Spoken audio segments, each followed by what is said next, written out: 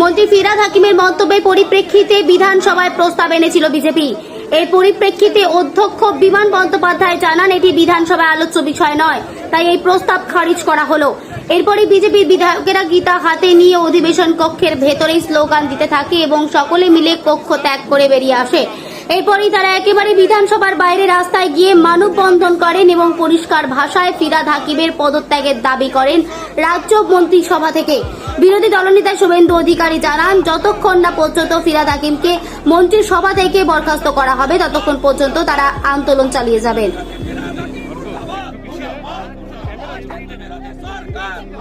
হিন্দু বিরোধী সরকার মমতা ব্যানার্জি হায় হায় হায় হায় হায় হায় অবিলম্বে ফিরহাদ হাকিমকে বরখাস্ত করতে হবে।